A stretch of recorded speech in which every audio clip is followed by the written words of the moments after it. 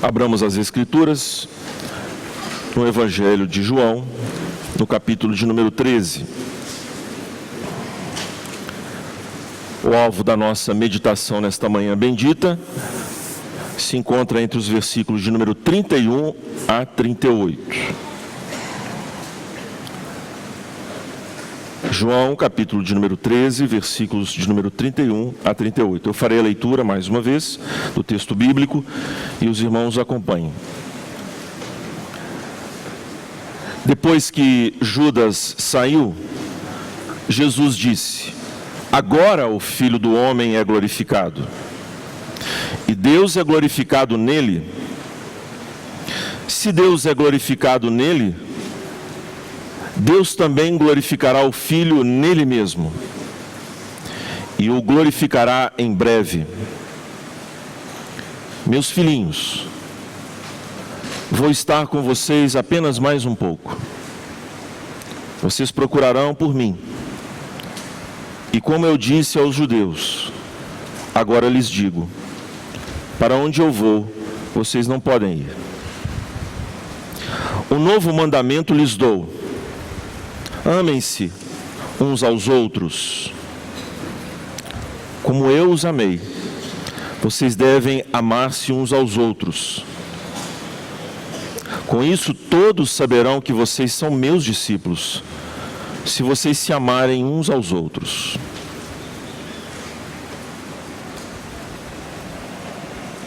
Simão Pedro lhe perguntou: Senhor, para onde vais? Jesus respondeu: para onde eu vou, vocês não podem seguir-me agora, mas me seguirão mais tarde. Pedro perguntou: Senhor, por que não posso seguir-te agora? Darei a minha vida por ti. Então Jesus respondeu: você dará a vida por mim? Asseguro-lhe que antes que o galo cante, você me negará 3 vezes. Vamos orar, meus irmãos. Senhor Deus Todo-Poderoso, Criador dos céus e da terra, Pai de nosso Senhor e Salvador Jesus Cristo, Deus que não pode ser explicado pelo homem, senão que o Senhor mesmo se revela a nós. Nós o conhecemos porque o Senhor se dá a conhecer a nós. E o fez plenamente na pessoa de Jesus, o teu Filho amantíssimo. Ele que é Deus contigo, o primogênito de toda a criação, onde habita corporalmente toda a plenitude da divindade. Ele que é a expressão exata do teu ser invisível, que habita em luz inacessível, ao qual homem nenhum pode penetrar. É Ele que revela o Senhor, de modo que a tua glória está estampada na face doce, poderosa do homem-Deus, do Deus-homem, Jesus. É através da fé que vem dele, da sua cruz, que nós, ó Deus, nos dirigimos a ti em oração, pedindo-te que se cumpra o ministério profético do teu Filho amado. O Senhor o incumbiu de ser o mestre da igreja, e é o que ele tem feito fielmente, nos instruindo na pura doutrina do seu Evangelho. Nós te rogamos, portanto, ó Deus, que o teu Espírito, ele enche o nosso coração da tua palavra. Que a tua doutrina seja derramada sobre nós como orvalho na manhã. Isto te glorifica, ó Deus, quando o teu povo é instruído e também sai deste ambiente desejoso de viver a tua palavra no decorrer dos dias, na vida do lar, na vida do trabalho e nas nossas diversas vocações. Senhor, nós entendemos que ainda há dentro do nosso coração aquela letargia que é abominável aos teus olhos. Somos tardios de coração. A nossa cerviz é dura, Senhor. Embora tenhamos o dom da fé dado pelo Senhor, nós não a exercemos como deveríamos exercer. Muitas vezes, ó Senhor, somos tomados de incredulidade diante do texto bíblico. E aquilo que está patente aos teus olhos é tão obscuro aos nossos. Livra-nos, ó Deus, desta maldade e vileza da nossa alma. Nos instrui no caminho eterno, por amor do teu nome. Nós te pedimos humildemente, em nome do teu Filho amado Jesus. Amém.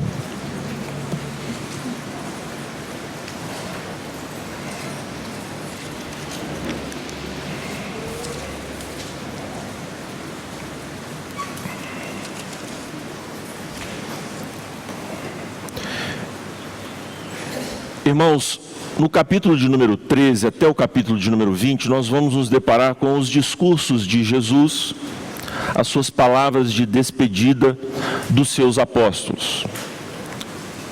Nós compreendemos pelo capítulo de número 13 que Judas, ele está no meio dos apóstolos, o Senhor sabe muito bem que ele é o traidor, e naquilo que ele queria fazer, a partir da ação, da sua incredulidade, das suas motivações torpes, Satanás entra em seu coração e ele parte para trair o Filho de Deus.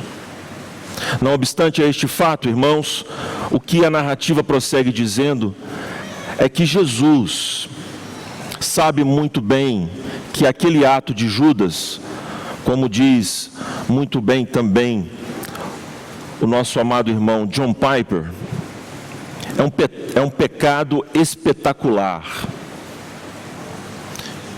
Deus tem todo o controle, meus irmãos, dos eventos que se sucederão na vida do seu Filho amado. E através da maldade de Judas, nós sabemos que Deus glorificará o Senhor Jesus Cristo. Os versículos de número 31 e 32 falam exatamente, meus irmãos, desta ação divina de glorificar a Cristo Jesus. Mais uma vez, neste Evangelho, uma vez que o próprio João nos prometeu desenvolver este tema, como Cristo Jesus glorifica o Pai, ele manifesta o Pai, manifesta a divindade nos seus atos. Assim, na sucessão dos capítulos, nós temos exatamente este tema recorrente. A despeito da maldade humana, Deus age, fazendo com que os atos dos homens, os atos contra o Senhor, redundem em glória para Ele. Só um Deus sábio e poderoso pode fazer isto. E os versículos de número 31 e 32 falam exatamente deste aspecto. Alguns entendem, meus irmãos, que há aqui uma espécie de desconexão do que Jesus vem tratando e o que passa a falar entre os versículos de número 33 a 35. Jesus passa a falar do amor entre os discípulos, mas o que isso tem necessariamente a ver com o que ele acabara de declarar a respeito da cruz, a respeito dos atos malignos de Judas? E a seguir, Jesus se despede nos versículos 33 a 35, ele começa a falar para os discípulos da sua partida, a introduzir essas questões relacionadas à sua partida, e no versículo de número 36 a 38, nós temos mais uma vez a figura intempestiva, precipitada, imprudente do nosso irmão Pedro. ele já cometera o ridículo de oscilar entre dois polos. Ele não quer que o seu pé seja lavado e depois pede para que o seu corpo todo seja lavado, naquela cerimônia que nós vimos do lava-pés. E mais uma vez aparece ali em cena, com seus arroubos. E o que isso tem a ver, afinal de contas, com o que Jesus dissera nos versículos de número 31 e 32, sobre a sua cruz, sobre o novo mandamento que ele nos dá, ele dá aos apóstolos naquele momento e a toda a igreja, e agora esta reação de Pedro diante da palavra de Jesus que ele partiria. Nós vamos observar, portanto, no decorrer desta exposição, as conexões entre essas porções do texto, meus irmãos. Mas, como assim fizemos, dando um tema para a memorização dos queridos, são essas duas coisas que nós vamos observar: o esplendor da cruz e a comunhão da sociedade messiânica. Há uma unidade entre o que vamos aqui falar, a partir do texto bíblico, obviamente, e o que já tratamos com os outros textos da nossa liturgia. Há uma unidade, meus irmãos, inquebrantável entre a cruz de nosso Senhor Jesus Cristo e a união da igreja. E qualquer um de nós, dos que estamos aqui, se coloca contra esta unidade, ofende a obra de nosso Senhor Jesus Cristo, meus irmãos. Vamos nos lembrar que Paulo, quando era perseguidor da igreja, o Senhor Jesus lhe aparece naquele caminho de Damasco, em direção a Damasco, e o Senhor Jesus diz: por que ele, Paulo, o perseguia? Ele estava perseguindo os cristãos, mas ao fazê-lo ele estava indo contra o próprio Senhor Jesus. A igreja, meus irmãos, é algo muito importante. Tenho certeza, pela graça de Deus, que o nosso Senhor, pelo seu Santo Espírito, vai tratar conosco nesta manhã quanto a essas questões da unidade entre nós. E, obviamente, a partir da compreensão do que a cruz significa. Vamos então, irmãos, trabalhar o versículo 31 e 32. O texto grego, meus irmãos, aparece aqui uma construção bem difícil, bem desafiadora. Eu não vou entrar nesses pormenores, eu quero apenas relatar para os irmãos a dificuldade. Quando, afinal de contas, o Senhor Jesus é glorificado? Agora, naquele momento em que Judas sai em direção ao seu propósito de trair o Senhor Jesus, de entregar o Filho do Homem? Ou mais adiante? João está falando de um tempo futuro, distante dos dias de Jesus? O que ele está tratando? Mais do que simplesmente o tempo do verbo, meus irmãos, o que está em questão aqui é a certeza da ação divina o tempo todo. Naquele momento presente, durante a cruz do Senhor Jesus Cristo, a sua morte, a sua ressurreição, a sua ascensão e o seu retorno em glória. Todas estas porções da vida do Senhor Jesus, o seu ministério terreno, passando pela morte, ressurreição, ascensão e o seu retorno em glória, tem a ver com esse aspecto pactual entre as pessoas da Trindade.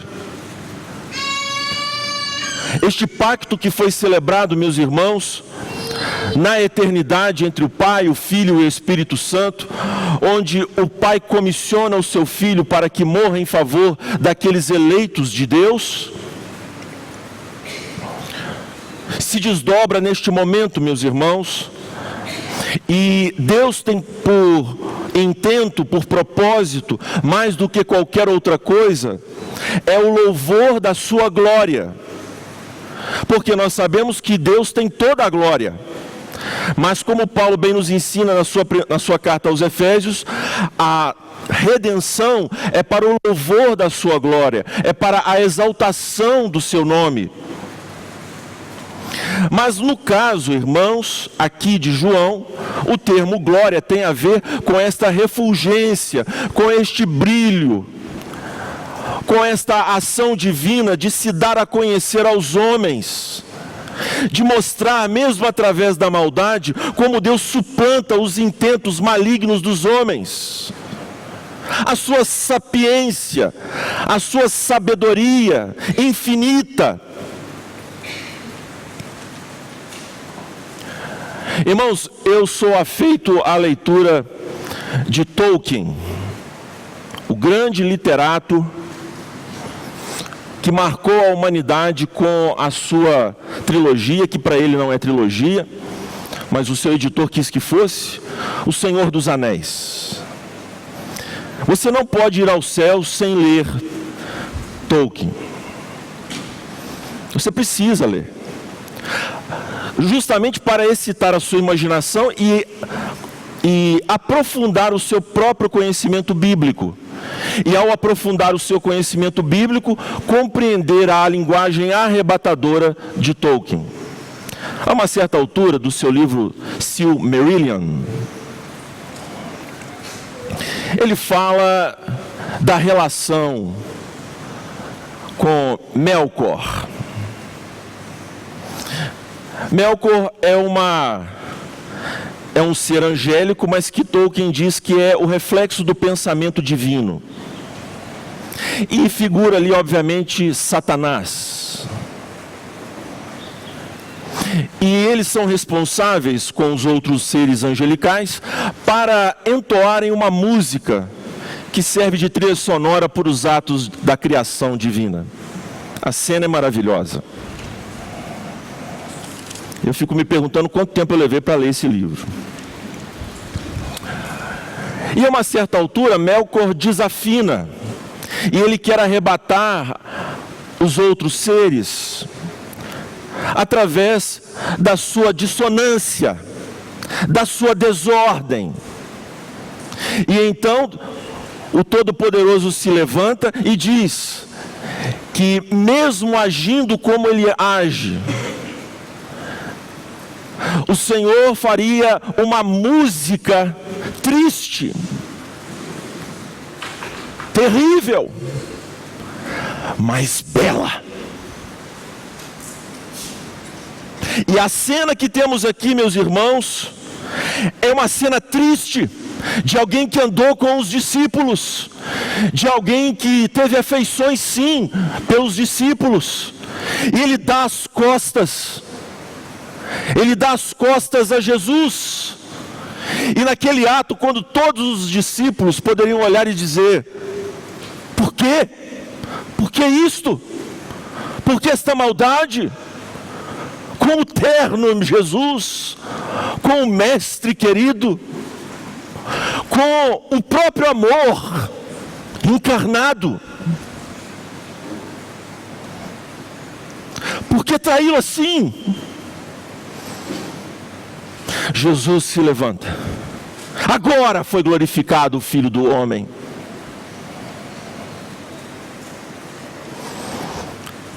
O Senhor, então, meus irmãos, tem esta habilidade de, através dessa sinfonia esquisita, dessas notas estranhas, dessa cantiga desentoada da maldade, fazer uma belíssima música.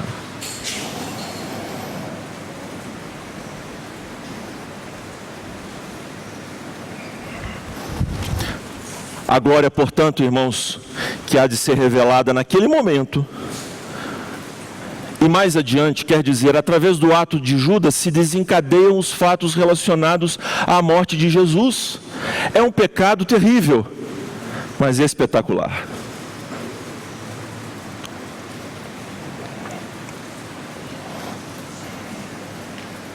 Irmãos, quantas vezes nós mesmos, na nossa porca vida, cometemos atos que nós mesmos, ao olhar para eles no corredor do passado,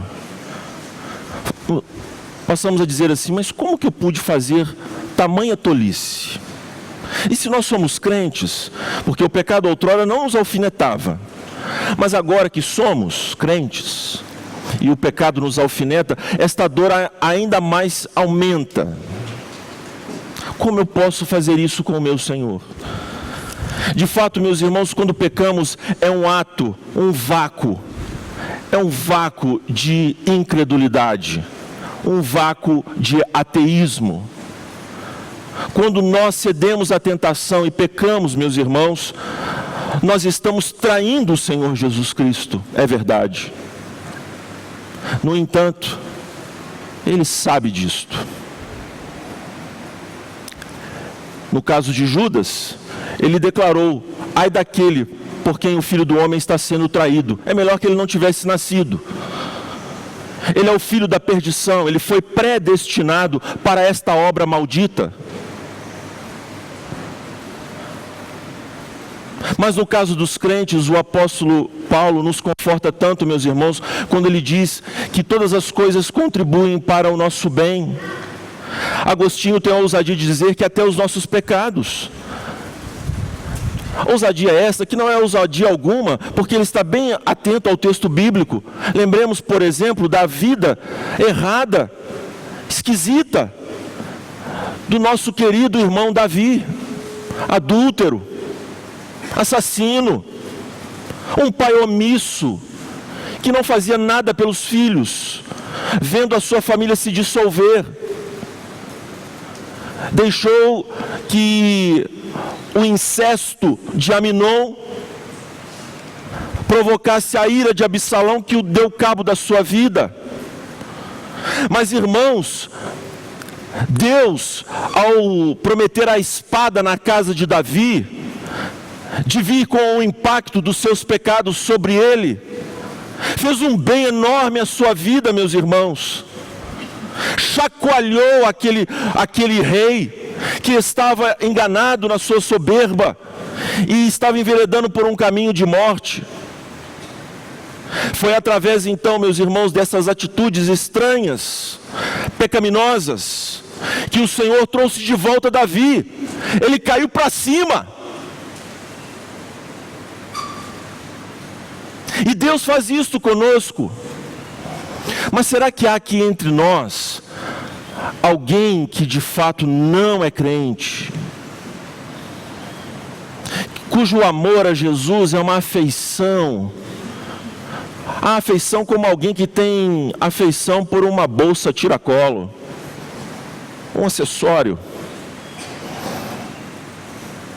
Eu só quero lhe dizer, eu não sei quem são, mas eu quero afirmar: seja você crente ou não, o Filho do Homem será glorificado na vida do ímpio pela justiça que o Senhor há de julgá-lo, e na vida do servo de Deus ao fazê-lo se aproximar mais do Senhor. Este é o esplendor da cruz, este é o brilho, onde Deus julga com o mesmo ato e Ele salva com a mesma ação. Este é o esplendor da cruz, quando Deus, meus irmãos, Ele consegue, pelo seu poder, glória, transformar atos malignos em resultados maravilhosos. E não há como deter esta mão do Senhor. E por qual razão, irmãos? Porque no seio da divindade, no seio da Trindade, há este acordo bendito, este pacto de trazer glória ao nome um do outro. Há uma sede santa no coração de Jesus para trazer glória ao seu Pai e vice-versa. Resplendor, brilho, exaltação, júbilo e conhecimento de quem Deus é. Há um prazer em Deus se dar a conhecer em juízo e em misericórdia. Deus abre as cortinas das recâmaras da intimidade divina para vermos a glória do seu santo nome. E ele fez isso, meus irmãos, através de uma horrenda cruz maldita. Qualquer um de nós que visse um dos seus filhos padecendo dores, já se pôs de joelhos e clamou: Senhor, põe a tua mão, socorro, Deus, o meu filho vai perecer.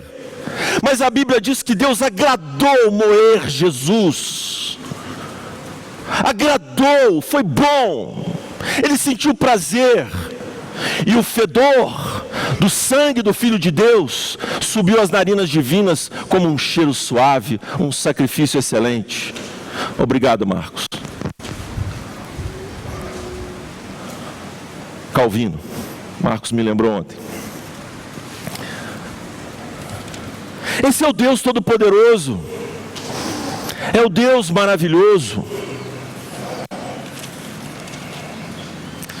O Senhor Jesus, então, nos versículos de número 33 a 35, passa a falar a respeito do amor.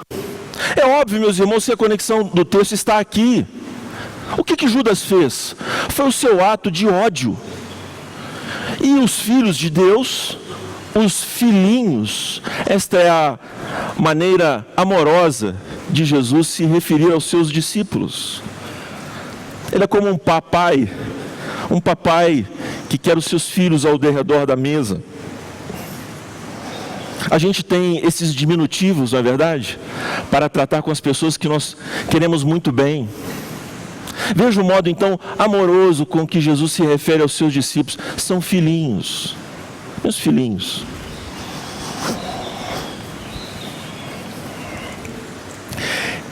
Mas ele dá uma notícia ruim. Eu vou estar com vocês apenas mais um pouco. Ele vai partir, é a cruz.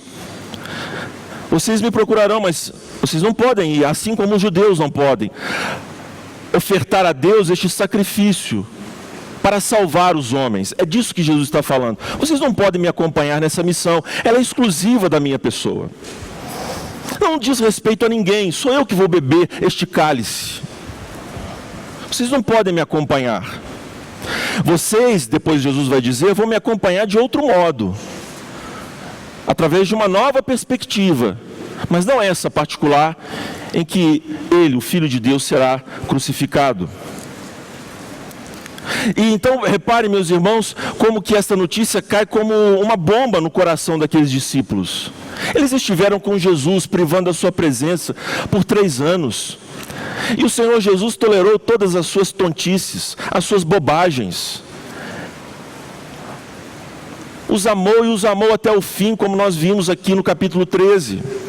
O Senhor Jesus dedicou o melhor do seu tempo para amar aqueles discípulos. Havia esta unidade, eles se tratavam com beijos e abraços. Havia esta harmonia, esta alegria. São coisas tão espantosas, meus irmãos, que escapam a qualquer capacidade de narrativa. É arrebatadora a figura de Jesus. É única.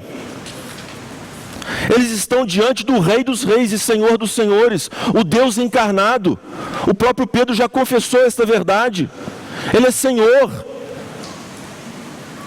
É uma presença, portanto, muito querida, muito amada. Não, o senhor não pode ir, o senhor tem que ficar conosco. Nós queremos o Senhor perto. Irmãos, é a atitude normal de quem ama, de quem gosta, de quem quer muito bem uma outra pessoa. Mas tem uma coisa, o Senhor vai dizer no versículo de número 34. Vocês não podem me acompanhar, mas uma coisa vocês têm que fazer e é imprescindível. E tem tudo a ver com a cruz. Pois a cruz, meus irmãos, reunirá. O próprio evangelista já disse isso. Os eleitos de Deus, o povo de Deus que anda espalhado. Jesus já disse que tem ovelhas, ainda outras ovelhas fora de Israel. E Ele quer conduzi-las para formar um povo. Porque, irmãos, a individualidade é algo que é maravilhoso. Deus, meus irmãos, Ele nos conferiu uma pessoa a nós mesmos. Eu sou eu. E nós aprendemos a amar o Senhor individualmente. Cada um dos apóstolos que estão aqui com Jesus manifestam um aspecto particular no seu amor para com o Mestre.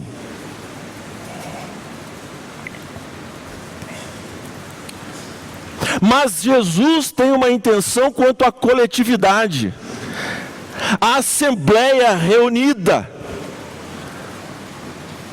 Irmãos, o nosso Deus é épico, Ele gosta de espetáculos, e as multidões reunidas são caracterizadas lá no livro de Apocalipse, porque os altos louvores de Deus, entoados na eternidade, quando das bodas do Cordeiro, quando estivermos com o Senhor, este triunfo, isto exalta a Deus. Nós poderíamos chegar no céu de uma maneira tranquila, serena, mas Deus quer algo retumbante, porque Ele se vê glorificado nesta ação.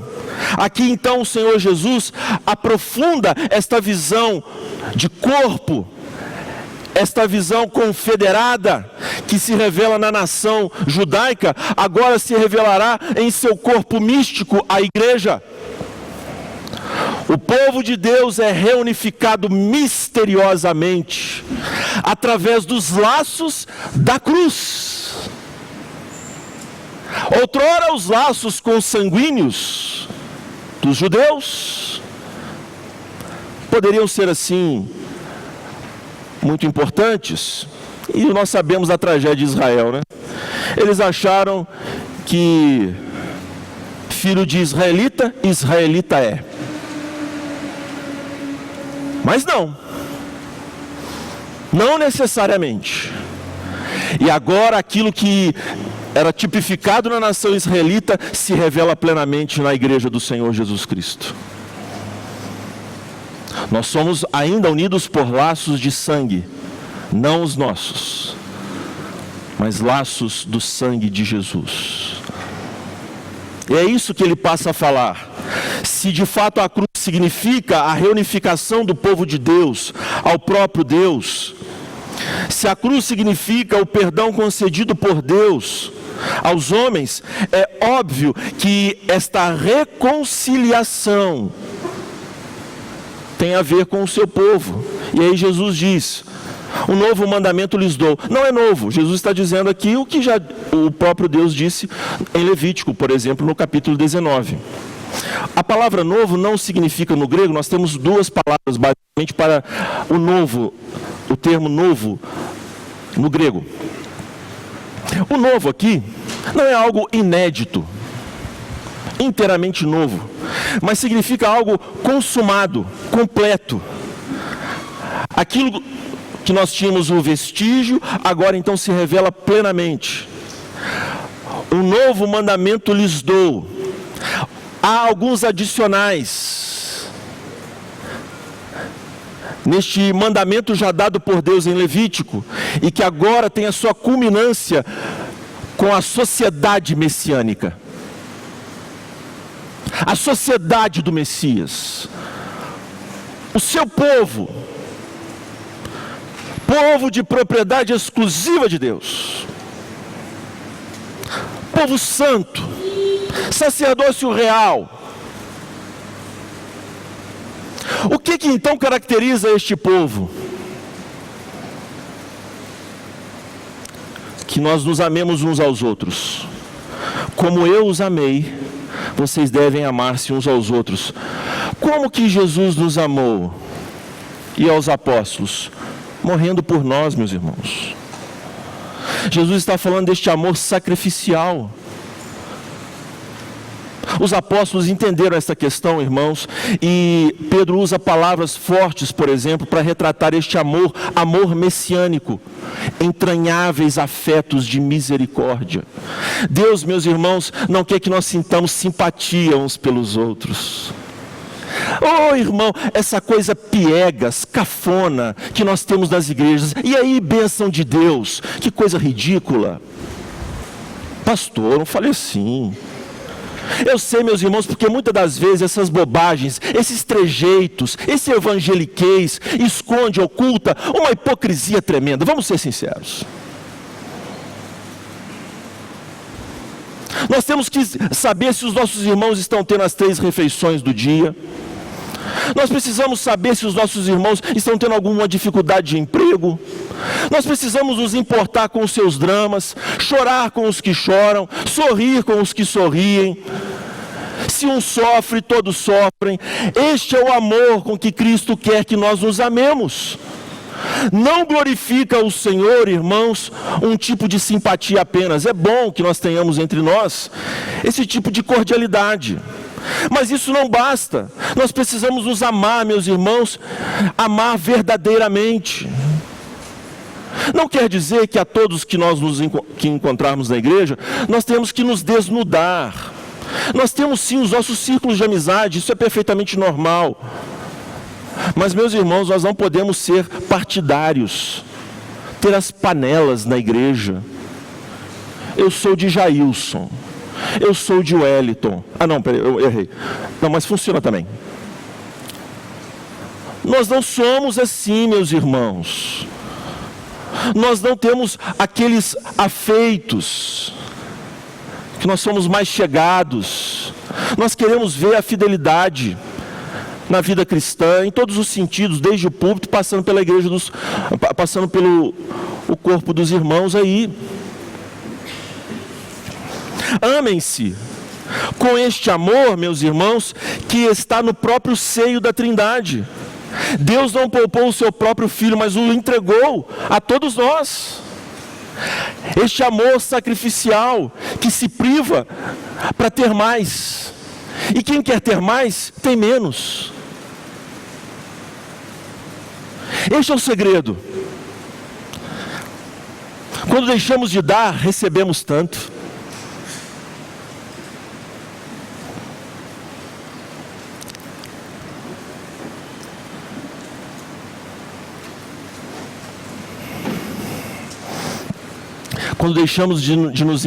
Quando nos entregamos, meus irmãos, nós recebemos muito mais. Melhor dizendo, quando nós nos doamos, é mais bem-aventurado dar do que receber. É disso que Jesus está falando com os seus discípulos e a todos nós que estamos aqui. Irmãos, vocês se lembram dos coríntios, como eles destratavam o apóstolo Paulo? O apóstolo Paulo falava com aqueles irmãos: o meu coração está dilatado. Em outras palavras, eu quero amar vocês. O apóstolo Paulo abriu o seu coração também aos Gálatas. Ele tinha tanto amor pelas igrejas, meus irmãos, porque ele compreendeu que este amor é a resposta da fé. A fé que atua pelo amor é a obra de Deus na igreja. Irmãos, nós não nos amamos uns aos outros por iniciativa própria, mas Deus está operando este amor pelo seu Espírito em nós, aqui, agora, neste instante. Ao ponto de, muitas vezes, algum irmão ter dito uma palavra ríspida, dura, mal colocada, e nós conseguimos olhar para este rosto com uma afeição, com uma alegria, com amor. Nós queremos servir uns aos outros. É uma coisa santa, meus irmãos. Nós não precisamos chicotear o povo quando o povo se ama. É até bonito. Ontem lá em casa nós tivemos uma reunião com os jovens, com as famílias, e eu me propus a ser o churrasqueiro. Complicado isso, né? Mas, meus irmãos, vem socorro de todas as direções. A gente vê a ação do Espírito Santo nessas coisas tão pequenas, tão comezinhas. Pastor, o que ajuda aqui? Até atrapalha, mas eu fico feliz. Pode atrapalhar, filhinhos, fica tranquilo. Porque, irmãos, nós estamos nos amando, nos considerando um ao outro, nos respeitando. Nós temos que aprender a lidar com essas situações na igreja. Muitas vezes ficamos ressentidos com algumas coisas que acontecem. É o chamado mimimi. Mas, meus amados irmãos, reconheçam os laços de misericórdia, de amor que o Espírito Santo tem feito conosco. E devemos crescer ainda mais neste amor. Aqueles que ainda não se aproximaram de mim, vamos ser bem práticos hoje, aproximem-se. E eu quero me comprometer a me aproximar mais dos irmãos. Vamos sair daqui hoje. No próximo domingo eu vou até mudar de lugar, porque a gente é meio viciado. Troca de lugar, faz bom, é bom para a mente, estimula o cérebro, mudar de posição.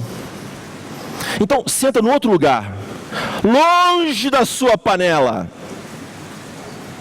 longe da sua zona de conforto. Se sinta incomodado, assim, quem são essas pessoas? São seus irmãos. Porque se você não resolver isso agora, você não vai para o céu. É muito provável que você não vai morar no céu, porque você está desconfortado com a presença dos irmãos. Então como que você vai morar no céu? Porque você vai morar com ele. E aí vamos supor que Jesus te manda lá para Nova Zelândia, na Nova Jerusalém. Senhor, eu queria morar em Minas Gerais. Não, meu filho, você vai conhecer gente nova. Brincadeira, viu, irmãos? Mas é para mostrar para todos nós que estamos aqui que o céu não há isto, e nós estamos aqui antegozando as bênçãos celestiais. Vamos terminar então com o nosso querido Pedro. O que tem a ver então, Pedro? Ora, meus irmãos, nós sabemos que Pedro tem essa característica. Ele é alguém que precisa da ação do Espírito nele, ele terá. E Pedro, a uma certa altura, no versículo de número 37, ele desafia Jesus. Senhor, por que não posso seguir-te agora? Darei a minha vida por ti. De fato, meus irmãos, nós somos chamados por Jesus a uma fidelidade até a morte.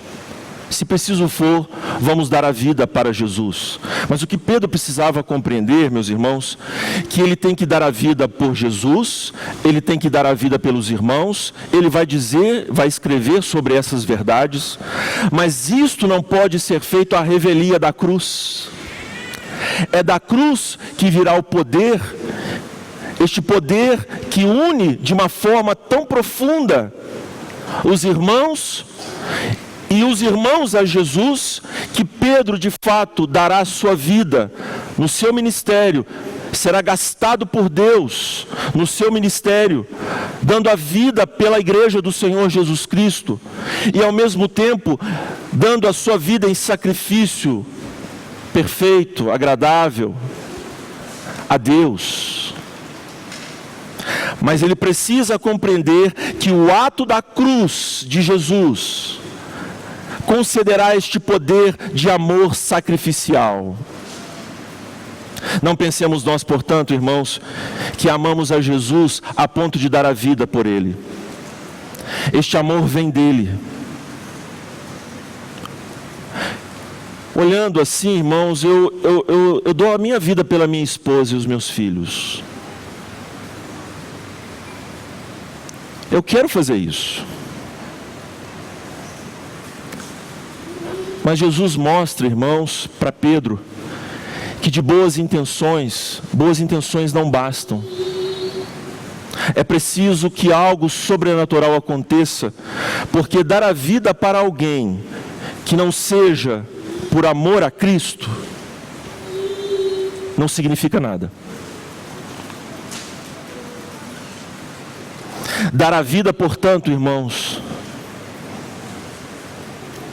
por Jesus. E tem muitos dos nossos irmãos morrendo, viu?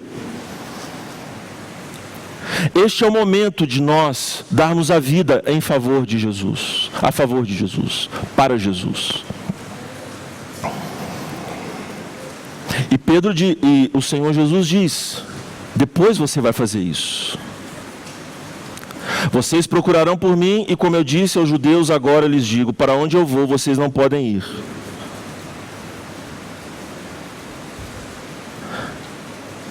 Para onde vou, vocês não podem seguir-me agora, mas me seguirão mais tarde.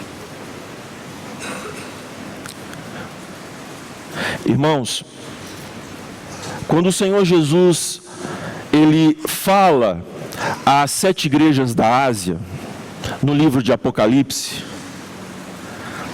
Ele exige da sua igreja que ela não ame a sua própria vida, mas dê a sua vida por Ele, se necessário for.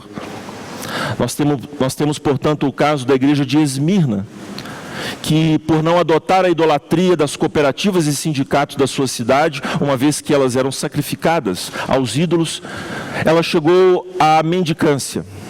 Esses irmãos, por isso Jesus diz que tu és pobre, mas é rico.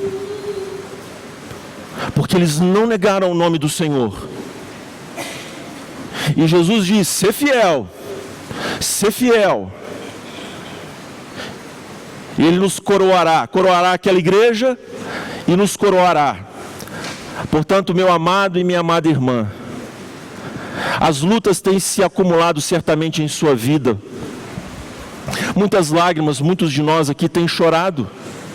Mas coube a Jesus nos dar a fé, e não apenas a fé, mas padecer por Ele, sofrer por Ele. E muitas vezes, meus irmãos, nós nos escandalizamos, ficamos assim assustados com as ações que nos acometem por conta do Evangelho, ou por conta das situações desta vida, a condição sob a qual estamos todos nós, por conta da queda. Mas, através, meus irmãos, deste canto torto do sofrimento, deste quadro estilhaçado diante de nós, dessas tintas pretas na nossa frente, o Senhor tem feito uma linda música da nossa vida. Apesar das lágrimas, meus irmãos, Ele tem feito uma linda música, e se Ele quiser nos dar fé e força para morrer por Ele, como os huguenotes que tiveram as suas línguas cortadas para pararem de cantar os salmos a Deus na França, e foram mortos aos milhares na terrível noite de São Bartolomeu, perpetrado por reis e bispos católicos. Morreram glorificando o Senhor. Se Ele quiser, isto vai glorificá-lo, e assim nós o faremos, porque não há nada mais nesta vida que amamos, irmãos, do que a Jesus. Nós amamos o Senhor, irmãos. Ele fez algo em nós que não há como nós escondermos isto, apagarmos isto. E este amor, que começou parecendo uma gota no oceano, está se tornando um rio caudaloso. E nós estamos indo ao encontro deste oceano de amor. O Deus do Senhor Jesus. O Senhor Jesus. Como diria Jonathan Edwards, a Trindade é uma explosão de amor. Glórias sejam dadas ao Messias, à sua cruz. E agora você já sabe, nós devemos nos amar sacrificialmente, pelo poder que vem da cruz. Nenhum de nós, assim como Pedro, não poderíamos seguir o Mestre naquela missão. Mas agora, com o poder da sua cruz, podemos amá-lo, amar uns aos outros sacrificialmente, e amar a Jesus ao ponto de dar a sua e a minha vida por Ele. Vamos cantar, meus irmãos.